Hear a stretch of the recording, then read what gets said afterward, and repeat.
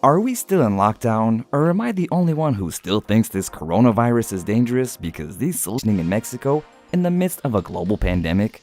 Well, you better hit the bell. And Gonzalez Reina was born 30 years ago on January 30th of 1990, and some sources suggest that Eiza was born in Mexico City. However, others say that this little girl came to life of her parents, Glenda Reina and Carlos Gonzalez, in Caborca, Sonora.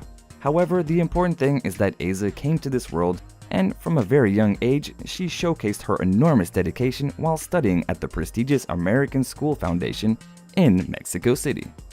If there is one thing that characterizes Eiza, it is definitely the maturity and perfectionism with which she faces each project of her life, however small it may be. That is surely because from a very young age, she had to endure so much hardship. Unfortunately, her father, whom she had a very strong bond with, died in a motorcycle accident when Eiza was just 12 years old. Obviously, that painful and irreplaceable absence left its mark on her life. We say this because after her tragic loss, the then young girl was diagnosed with attention deficit hyperactive disorder. But as I said before, from those years, Eiza proved to be very strong. And to counteract her hyperactivity, the teenager began her career in acting. And at the age of just 14, she was accepted into the Televisa Center for Artistic Education. That was all that happened up until 2002, and just 5 years later in 2007, she had already debuted in the successful soap opera Lola, Once Upon a Time. The public response was so good, which led Eiza to start a new chapter of her life as a singer.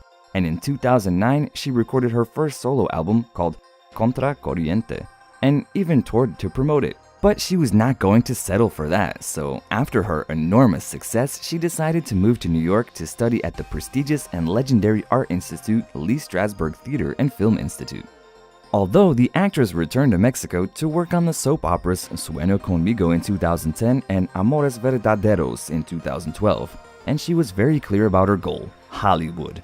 Do you see why I told you that in addition to being beautiful, she's also talented and a perfectionist? And after her discreet participation in the 2015 movie Gem and the Holograms, she had the opportunity to play the satanic pandemonium in the series remake From Dusk Till Dawn. As expected, when Eiza recreated Salma's epic dance that left us all breathless, people started the comparison and talking about whether one, she was more voluptuous than the other, saying that Eiza was not even on the same level as Salma.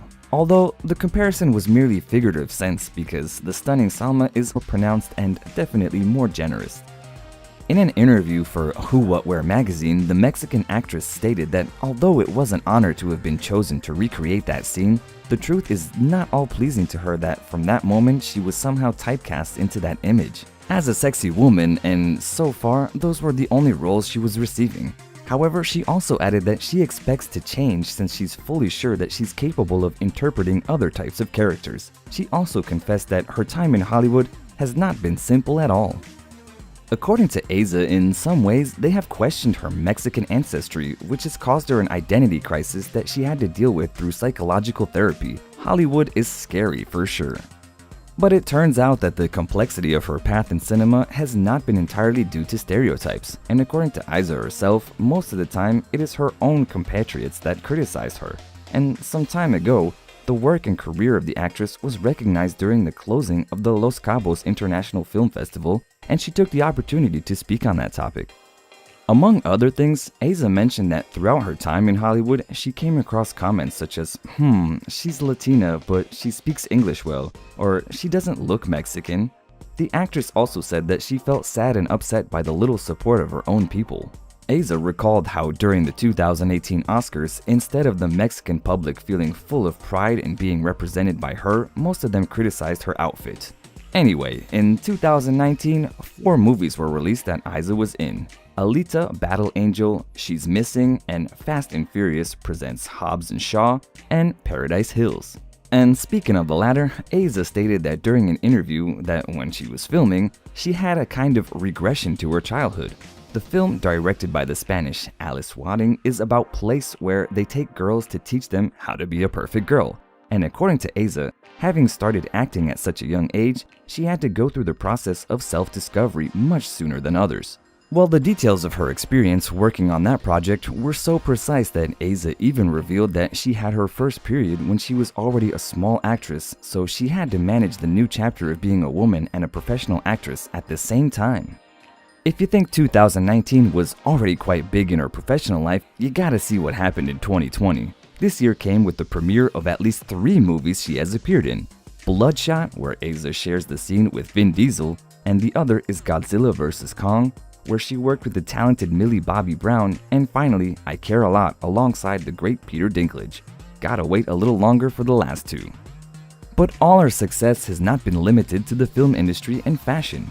Ah yes, I had forgotten to mention that she's also a model, and that she has worked with several prestigious brands, both clothing and cosmetics. But this is not what I wanted to mention. Eiza also managed to conquer the hearts of at least 3 of the most sought-after actors in the industry. One of them is Josh Duhamel, the former partner of Fergie, Miley's former partner, Liam Hemsworth, and now Lily Rose Depp's ex, Timothee Chalamet. Not long ago, during an interview, the actress opened her heart and made several confessions. She admitted that right after finishing the interview, she would go straight to an appointment that she had made to cover a tattoo of a name of an ex that she had made for her. And although she never mentioned who, it has to be one of the first 2, or maybe even the Mexican businessman Pepe Diaz, with whom she was in a formal relationship with for some years.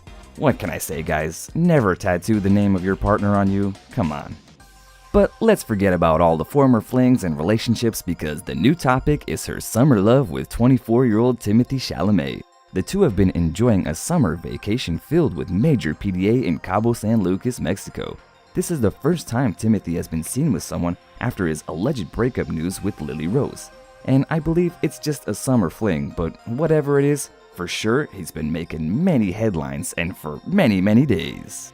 So yeah, Eiza does seem like a nice person. If they like each other and they're happy together, good for them. What do you guys think? Do you think Eiza and Timothee are in a serious relationship, or are they just having fun? Let's talk about all of that